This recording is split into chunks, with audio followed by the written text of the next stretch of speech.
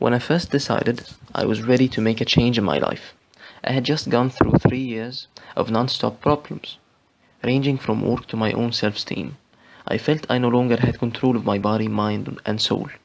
I felt lost. I felt helpless. A few months ago, I decided I would no longer accept to be miserable. I will no longer wake up feeling purposeless.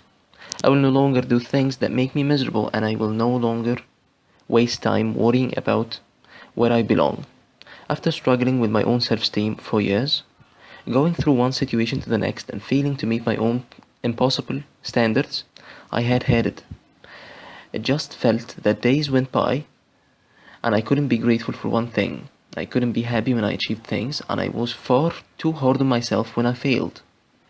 These lessons were hard to learn, but these lessons were a blessing in disguise. I have finally understood that life cannot be planned. It cannot be measured in success. And life means nothing if you are not happy. Here are 9 things I wish I could tell myself 4 years ago. Number 1. Stop caring what people think. This was by far the most difficult lesson to learn. I grew up knowing that what people say about me is a reflection of me. I thought that as long as I am a good person and I respect people, that they would never find a reason to talk about me. Truth is, that is all nonsense. You learn very early on in life that people will talk about you regardless of what you do with your life. Thus, perfecting yourself in society's eyes becomes your definition of success. It becomes more than a matter of adjusting yourself to what people expect of you. Your whole life, including your opinions and interests, all fall under the umbrella the society created for you. Letting go of the former open doors and possibilities for me that never excited me or existed before.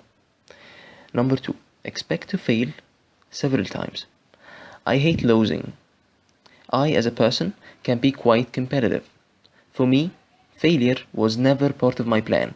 I assumed that I would always excel at work as long as I worked hard. I also assumed that life is fair. Those are the 2 things I realized really early on when I began seriously pursuing my career. I hated failing. Failing was something I had little experience with, and it ruined me. It ruined my ability to think I was good at anything. From that point onward, I couldn't see myself excelling at anything ever again. Was I wrong? Definitely I was. My failure soon became my source of inspiration. It became a lesson that brought success day after day. Number 3. Everyone has an agenda. No one is ever devoid of personal agendas.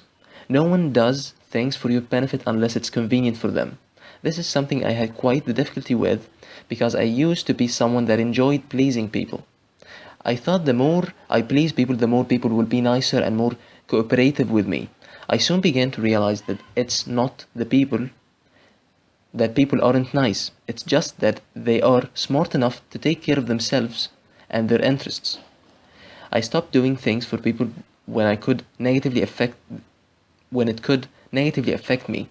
I stopped putting people's happiness first. Number 4. Putting yourself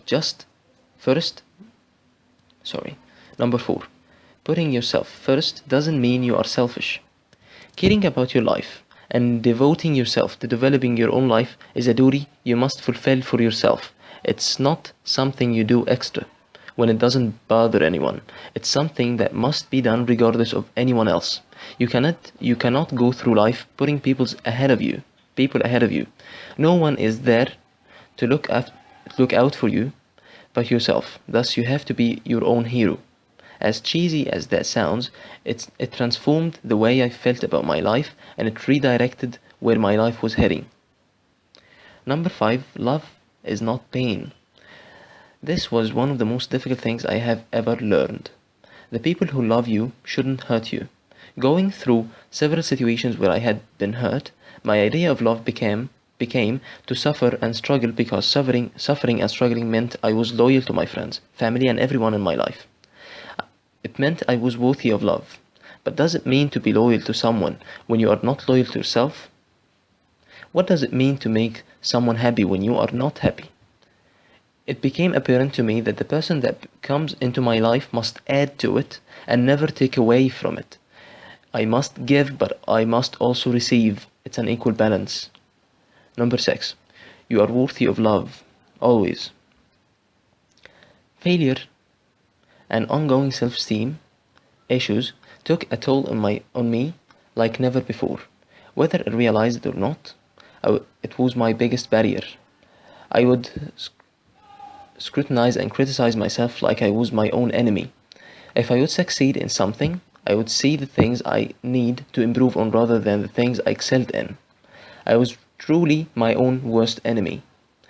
In order for me to be happy, I had to work on being nicer to myself. I had to say no to the thoughts that told me I wasn't good enough or I wasn't strong enough to succeed. I had to tell myself day after day that I'm always worthy of self-love. Number 7. Fear is not an excuse. I had to learn this. If your dreams don't scare you, they are not big enough, said Ellen Johnson, the president of Liberia. Number 8. Friends change. More than anything, I loved my friends. I put them first. I hurt for them. I loved for them, and I cried for them.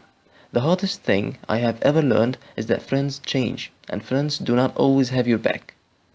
After losing more than my fair share of friends, I came out with sisters that I consider family. The people I have in my life all that matters. I put them on a pedestal higher than everyone else because they too treat me the same way. I trust them with my life. Number 9. Faith will always restore your happiness.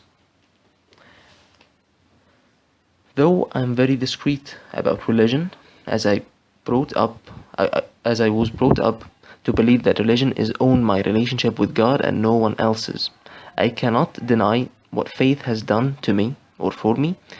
Faith strengthened me. Faith is the reason I was able to change and to accept my life and myself the way I am.